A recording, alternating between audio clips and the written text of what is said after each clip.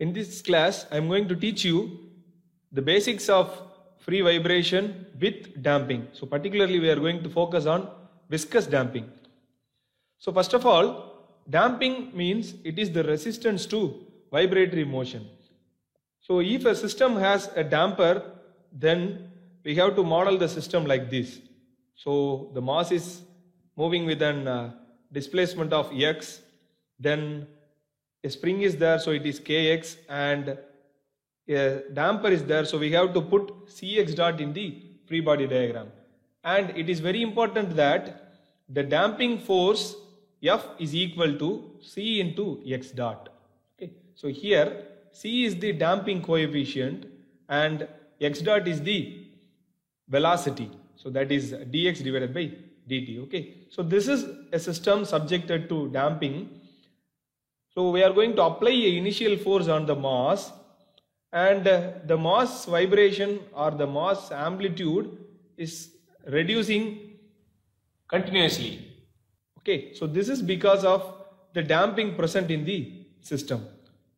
So in the viscous damping, the object is placed inside a viscous fluid. Okay, so this viscous damping is modeled based on the shape and the size of the object, also the velocity of the object.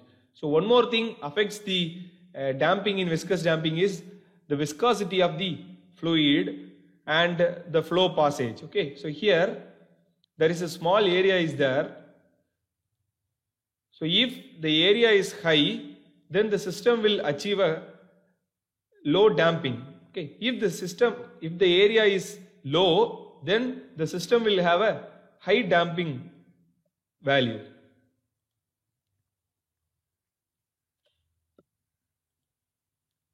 So damping coefficients. Damping coefficient is the material property. It is based on the material. Okay, and some of the polymer materials have some high damping coefficient values. Okay, so while selecting any material for vibration absorption, we have to focus on the damping coefficient of the material. Okay, then critical damping coefficient. Okay, so we have a damping called critical damping. In this, the system will immediately come to rest without any oscillation. Okay, so the damping coefficient at that critical damping is called as critical damping coefficient. Okay, so the critical damping coefficient is an imaginary one.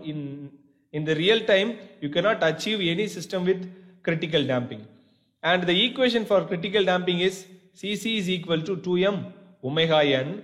So here m is the mass of the system and omega n is the natural frequency of the system. Then damping factor. Okay, so it is the ratio between damping coefficient and the critical damping coefficient. Okay, so there are some materials I have mentioned here with its viscous damping coefficient. Okay, so this damping coefficient will affect the damping property of the system. So at free vibration with damped condition, the system will vibrate in its damped natural frequency. So that is very important. The system will not vibrate in its natural frequency. The system will vibrate in its damped natural frequency, omega d. So omega d can be calculated by using this equation. Omega d is equal to omega n root of 1 minus zeta square. So here zeta is the ratio between damping and critical damping coefficient. There are three types of dampings are there. One is underdamped and the another one is critical damped and the last one is overdamped. The first one is underdamped. In underdamped, the damping ratio is less than 1. Okay, which means the system will come to rest after some large number of cycles. So the amplitude reduction will be small. So that is underdamped system. Then the second one is critical damped system. In critical damped system, without any oscillation, the system will come to rest. You can see the plot. Without any oscillation, the system will come to rest. So that is why I have mentioned that critical damping is an imaginary one. And in the critical damping, the damping factor is equal to 1. And the last one is overdamped. In overdamped, the damping ratio is greater than 1. So here in this overdamped system, the amplitude will be somewhat higher than the critical damped system. Okay, so these three are very important, and remember that in the undamped system the damping factor is equal to 0, which means the amplitude will not reduce in consecutive cycles. Logarithmic decrement. So logarithmic decrement defines the rate at which the amplitude is reduced in consecutive cycles. So the the logarithmic decrement can be calculated by using this equation. Del is equal to 2 pi eta divided by root of 1 minus eta square. So once if you know the value of damping factor, then we can calculate the logarithmic decrement. So further we have another formula for logarithmic decrement, that is del is equal to ln x1 divided by x2. For example, if you have amplitude ratio of 2 consecutive cycles, then you can calculate the logarithmic decrement, or by having the logarithmic decrement in your hand, you can calculate the ratio of amplitude between 2 consecutive cycles. Another equation is for calculating the logarithmic decrement is amplitude ratio after 3 cycles or after 4 cycles. So here n is the number of cycles. If you have amplitude ratio in your hand, if you want to calculate the amplitude reduction after 4 cycles, then you can substitute the value of del here and the n as 4, and you can find out the amplitude reduction in 4 cycles. Okay, so this is the importance of logarithmic decrement. So with this, we'll move into the simple problem. The first problem is a vibrating system is defined by the following parameters. The mass is given, it is 3 kg, and the stiffness of the spring is given, it is K is equal to 100 Newton per meter. The damper offers resistance of 0.51 Newton at 0.17 meter per second. So there is a damper in the system, that is why they have mentioned that the damper offers resistance of 0.51 Newton at 0.17 meter per second. So this is the damping force F, and this 0.17 meter per second is the velocity. Okay, so with these two, F and X dot, we can calculate the damping coefficient. We already know that F is equal to C into X dot. So these two data can be used to calculate the damping coefficient. Determine the damping factor.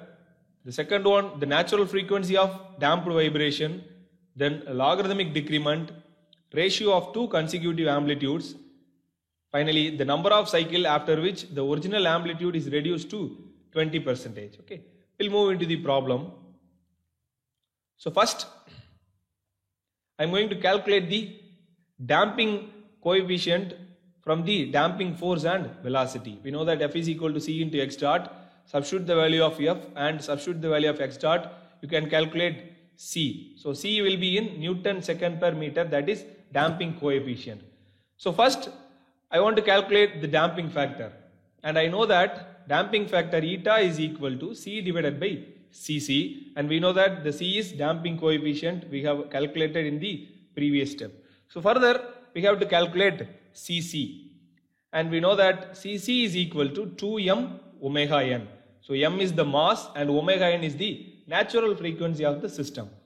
In the equation, in the problem, they have given the value of mass, and omega n we have to calculate from the stiffness of the spring and mass of the system. We know that omega n is equal to root of k by m. K is 100, m is 3. So by substituting this, we will get omega n is equal to 5.77 radian per second. So substitute the value of omega n and m in the Cc equation, you will get Cc is equal to 34.64 Newton second per meter. Okay, so now you can substitute this Cc in the damping factor equation, and you can calculate the damping factor as 0.086. Okay, so now the damping factor is less than 1, which means the system is under damped. Okay, in most of the cases the damping factor will be less than 1 because most of the systems are under damped systems. The second one is natural frequency of damped vibration. Okay, so this is the frequency at which the system will vibrate in the damped condition. Okay, so it is omega d, and we know that omega d is equal to omega n root of 1 minus eta square. Okay, so omega n we have already calculated and eta we have calculated, so you can substitute the values and you can calculate the omega d, that is 5.75 radian per second. In the question they have asked that natural frequency of damped vibration. So we have to calculate the frequency of damped vibration, that is Fd. So Fd is just like your F1. So it is omega d divided by 2 pi. In the case of F1 it is omega n divided by 2 pi. So here it is omega d divided by 2 pi. So you can substitute the value of omega d. It is 5.75 divided by 2 pi. So you will get Fd is equal to 0.92 hertz. The next one is logarithmic decrement. Okay. So we have three formulas for calculating logarithmic decrement. The first one by using the damping factor, and the second one is by using the ratio of two consecutive cycles, and the third one is by ratio of amplitude of two different cycles. So here in the problem we have already calculated the value of damping factor, so we can use the first equation, that is del is equal to 2 pi eta divided by root of 1 minus eta square. So the damping factor we have already calculated.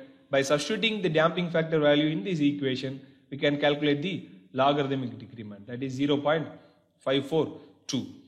Then the next one is ratio of two consecutive amplitudes. So here we already have the value of logarithmic decrement. Okay, so we have to find out the ratio of two consecutive amplitudes. So what I am going to do is I am going to use the second equation, del is equal to ln x1 divided by x2. So in this equation I have the value for del. I have to calculate x1 divided by x2.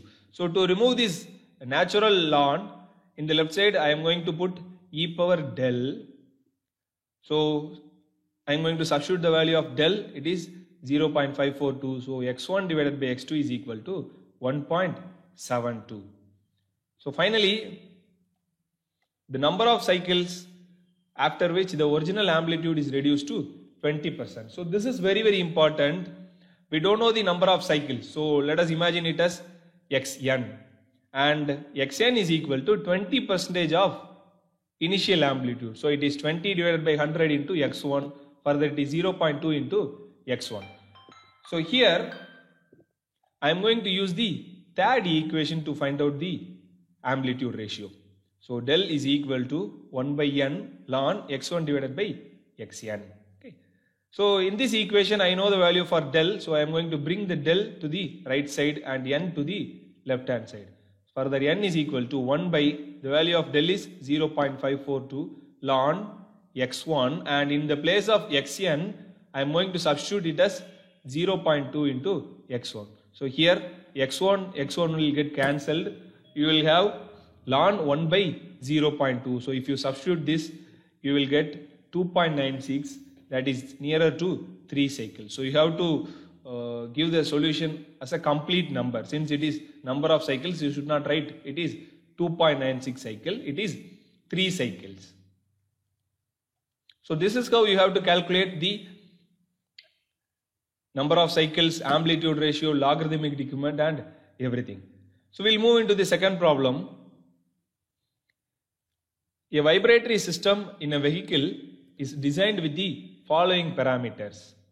K is equal to 100 Newton per meter, C is equal to 2 Newton second per meter, M is equal to 1 kg. So you can see that mass, stiffness and damping coefficient is given. And we have to calculate the damping factor eta. The second one is the natural frequency of damped vibration omega d. Then the logarithmic decrement. Finally, the ratio of two consecutive amplitudes and decrease in amplitude after 3 complete cycles. So write the given data, we'll move into the problem. So it's the same kind of problem. So first we'll start with damping factor. So we know that damping factor eta is equal to C by Cc. C is given in the problem. Okay, so C is actually given as 2 Newton second per meter. So we can directly use that, but we have to calculate the Cc. So Cc is equal to 2m omega n, m is 1 and omega n we have to calculate. Further omega n is equal to root of k by m. K and m is given, substitute that, you can calculate the value of omega n. Substitute everything in this equation, you will get Cc. Okay, so once if you have C and Cc, then you can go to the first equation, substitute the value of C and Cc, you can calculate the damping factor. So here also the damping factor is less than 1. Then the second one is natural frequency of damped vibration. Same, we have to calculate omega d. So omega d is equal to omega n root of 1 minus eta square. We have the value of omega n and damping factor. Substitute everything, you will get omega d. Further, Fd is equal to omega d divided by 2 pi. Substitute everything, you will get Fd in hertz. Okay, so the second is over. Then the third one, logarithmic decrement. So we have the value of damping factor. We can use the first equation. Del is equal to 2 pi eta divided by root of 1 minus eta square. Substitute the value of eta, you will get del. Then ratio of two consecutive amplitudes. Use the second equation for logarithmic decrement. Del is equal to ln x1 by x2. I have the value of del. I have to calculate x1 by x2. So x1 by x2 is equal to e power del. To remove this ln, then substitute the del value, it is 0.63. So x1 by x2 is equal to 1.87. Further, the last one is decrease in amplitude after 3 complete cycles. So use the third equation. Del is equal to 1 by n ln x1 by xn. Okay. So here in the place of n, I am going to substitute it as 3. Okay. And I have the value for logarithmic decrement. Substitute the value of del and n. Then finally calculate x1 by xn minus 1. That is 6.62. So that's all. Okay. So from the given data, you have to use the various relations to find out the values. So this is the first tutorial. A damper offers resistance 0.05 Newton at a constant velocity of 0.04 meter per second.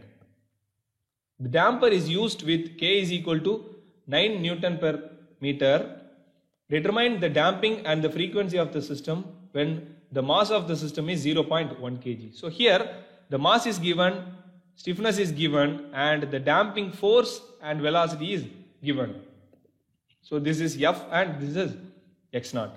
From the F and X naught, we can calculate the value of C. So once if you calculate the value of C, then by using the mass and the stiffness of the system, then you can calculate the damping and the frequency of the system. So here damping is nothing, it is C, the damping coefficient. So that is damping, and the frequency of the system. So here you have to use the damped natural frequency equation, because at the damped system, the system will vibrate with its damped natural frequency. So try this problem. This is the solution. C is equal to 1.897 Newton second per meter, and omega d is equal to, so this is actually Fd. Fd is equal to 1.14 hertz. Then the second problem is a body of mass 5 kg is supported on a spring of stiffness 200 Newton per meter and has dashpot connected to it, which provides a resistance of 0.002 Newton at a velocity of 1 centimeter per second. In what ratio will the amplitude of vibration be reduced after 5 cycles? So here we have to calculate the ratio of amplitude between x1 and x5. So x1 by x5 we have to calculate. So to find x1 by x5, we have to use the third equation for logarithmic decrement, that is del is equal to 1 by n ln x1 by xn. So del is equal to 1 by n ln x1 by x5. So to use this equation, first you have to calculate the value of del. Okay, and we know that del is equal to 2 pi eta divided by root of 1 minus eta square. So there you have to calculate eta. Okay, and eta is equal to C by Cc. So first you just calculate the value of C by using the F and X dot. So convert this X dot into meter per second. Then after calculating C, substitute in the damping factor equation and calculate the damping factor. Then after calculating the damping factor, so first you have to calculate the C, then Cc, then substitute and calculate damping factor. After calculating the damping factor, calculate logarithmic decrement. Then you can use this equation to find out x1 by x5.